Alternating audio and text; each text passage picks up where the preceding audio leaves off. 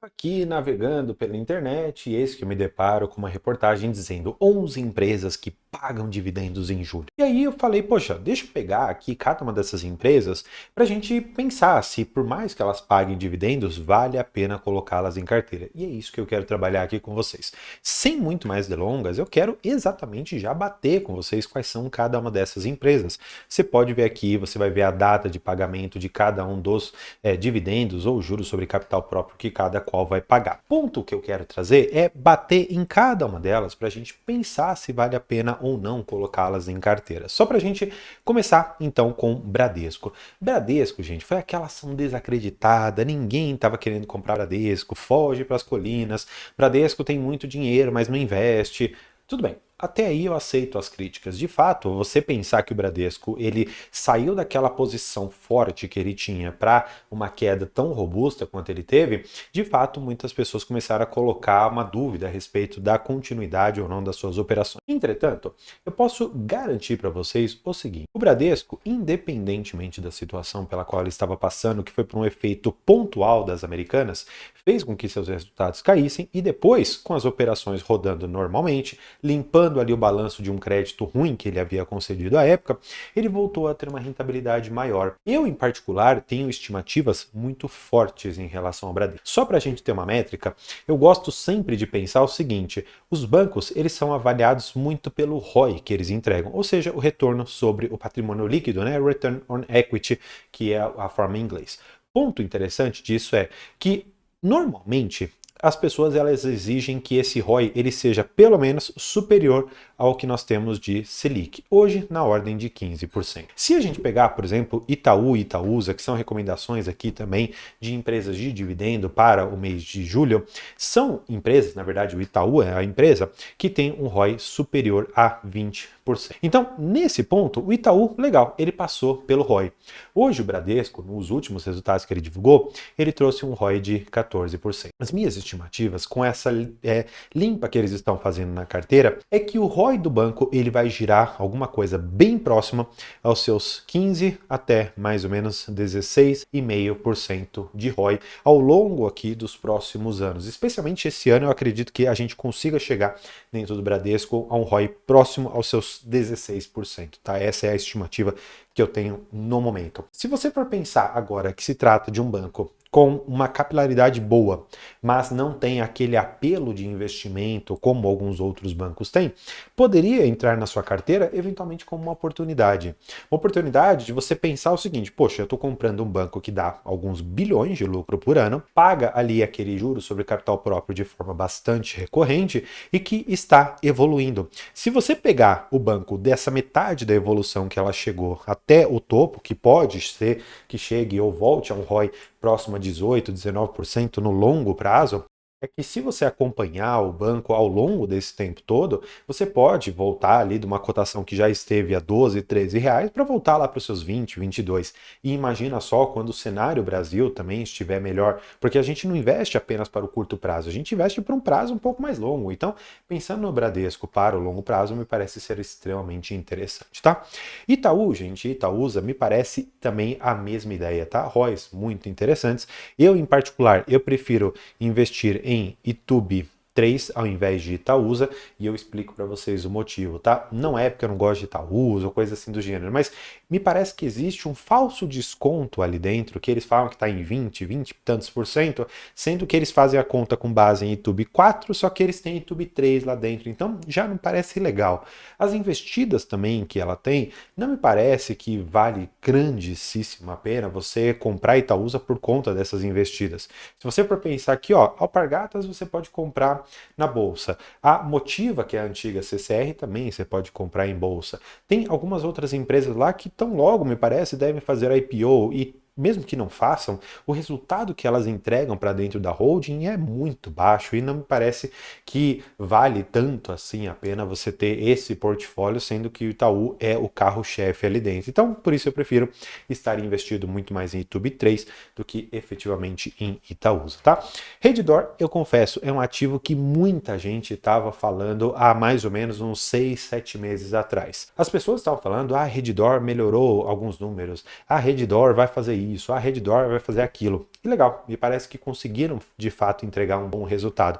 Agora, a questão que eu tenho é, será que vale a pena você pagar 10, 12, 15 vezes o lucro de uma companhia, sendo que você tem outras tantas no mercado que estão entregando um bom resultado também e que estão sendo negociadas a múltiplos muito menores? Então, eu acabo deixando o Redditor um pouquinho de lado ali na minha análise, tá? Então, talvez para você faça sentido, mas no meu momento aqui, e a princípio para mim, não valeria, tá? Além disso, halos relacionados a shopping, acho extremamente interessante, tá? É uma tese muito legal, eles têm shoppings de extrema qualidade, mas eu olho ali para fundos imobiliários de shopping que têm uma igual qualidade, inclusive shoppings da própria Halos lá dentro, e eu fico me questionando o quanto que valeria a pena hoje estar investido em alguma ação de shopping ao invés de um fundo imobiliário. E claro, se você não concordar com o que eu estou falando, pode deixar seu comentário aqui embaixo que eu leio e respondo todo mundo, tá bom? Dando sequência, pessoal, nós temos ainda a direcional. Eu confesso que direcional é um ativo que eu avaliei há um bom tempo atrás, só que o setor de construção civil nunca me pareceu muito interessante. Eu preferi, dentro da minha carteira, fazer o seguinte: ao invés de eu ter ativos relacionados à construção civil propriamente, eu preferi estar exposto a fundos imobiliários de desenvolvimento. Eu sei que eles não têm a mesma tese, um vai construir, por exemplo, um prédio, o outro vai fazer um loteamento, então são coisas diferentes, mas eu queria estar exposto a esse ramo de construção civil em alguma das pontas, e eu acabei optando por fundos imobiliários. Mas se você tivesse colocado direcional na sua carteira, vou até puxar aqui para vocês verem a evolução que a cotação teve. Olha isso, gente, de um ano para cá, quase 60%, 5 anos para cá, 180%. Então, assim, foi um ativo, gente, que evoluiu demais. Eu acho que saiu dos R$ 2, é quase isso, vai, 3 e pouquinho de 2016 para cá, deu 1000% de alta. É muita coisa o que eles conseguiram entregar, uma baita de uma empresa, tá? Dando sequência, tem uma das companhias que o pessoal acaba me perguntando muito, mas eu confesso que não faço uma análise tão aprofundada a respeito de TOTVS, tá?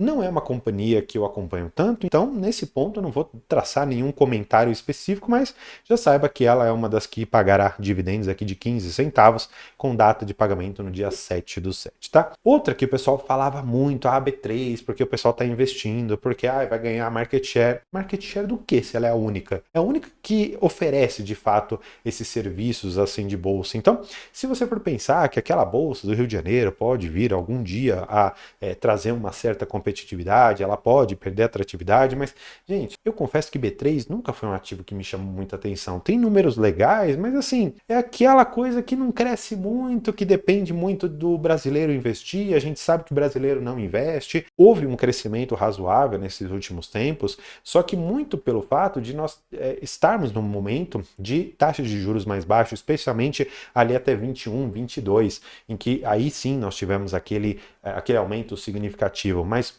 o fato é que hoje a B3 ela não seria, a meu ver, um ativo muito tão interessante para colocar dentro de carteira. Quem já tiver, eu acho até que pode ser que vale a pena manter, mas não é aquele ativo que eu gosto tanto. E seguindo nessa ideia de ativos que eu não gosto muito, nós temos aqui a Ambev.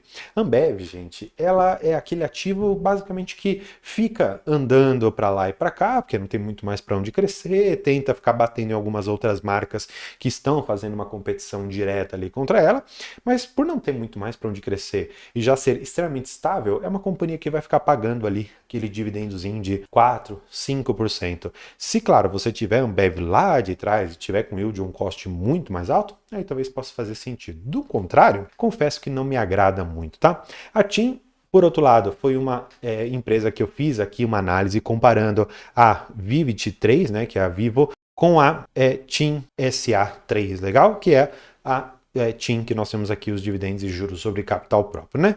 E aí, finalmente, Iguatemi bate mais uma vez na mesma tese da Allos, tá? Eu gosto muito de Iguatemi, tem shoppings incríveis lá dentro. E eu confesso que entre Allos e Iguatemi, eu particularmente preferiria Iguatemi, mas eu sei que a maioria dos gestores hoje estão comprando Allos para suas carteiras, tá? Por fim, nós temos a Smart Fit. É um case que eu confesso que eu não olhava tanto assim. Entretanto, com essa virada de chave que eles tiveram, abrindo academias rentáveis em bons lugares, trazendo um modelo de assinatura bem mais interessante também, isso começou a me abrir os olhos um pouco para esse setor. Abrir pelo menos para estudo, porque eu estou acompanhando um pouco dessa mudança de cenário que nós estamos tendo dentro das academias, especialmente porque eu estou vendo muita gente abrir academia própria. E a quem não está abrindo academia própria está abrindo uma dessas três, ou Gaviões, ou a própria Smart Fit, ou uma outra que é a Panambianco. Essas três, especialmente na região pela qual eu caminho mais, por onde eu ando mais, são as academias que eu mais vejo. E aí você tem, claro, em alguns outros lugares, alguma marca um pouco mais forte, uma marca um pouco mais regional, mas essas três, elas estão ganhando uma participação de mercado muito grande. E o movimento que eu estou vendo é que algumas academias de bairro pequenas, elas estão fechando ou eventualmente reduzindo muito o seu quadro de funcionários, porque parte desse público aqui está migrando para essas academias de rede um pouco maiores. Então, eu estou vendo um cenário em que a competição está fazendo com que Smart Fit e outras tantas estejam ganhando mercado, ao passo que algumas outras não. E isso está direcionando dinheiro para essas companhias, portanto, vale ali ficar sempre de olho, mas eu particularmente não gosto ainda tanto do setor, tá? Eu estou de olho, mas ainda não gosto tanto. E claro, gostaria que você conhecesse ainda o meu curso de investimentos, tá bom? Que é o meu núcleo avançado de valuation. Eu criei aqui para vocês 56 aulas. Nós temos 3 planilhas de valuation, que uma serve para o setor financeiro, uma outra para commodities e uma outra para empresas em geral. Então, é um curso bastante interessante em que eu pego ali do mais iniciante até o avançado para a gente compreender como modelar e fazer o valuation de uma determinada companhia para atingir o seu preço justo, entender qual que é o dividendo potencial dessa companhia e tudo isso eu trago aqui para vocês, lembrando ainda que tem um e-book de praticamente 100 páginas que eu escrevi ali para vocês, para que você tenha todo o material de apoio necessário. Então, te espero nesse curso e se você quiser ver o vídeo a respeito de TIM e Vivo para ver qual que é melhor colocar em carteira, eu vou deixar esse vídeo aqui. Por hoje é isso, muito obrigado e tchau!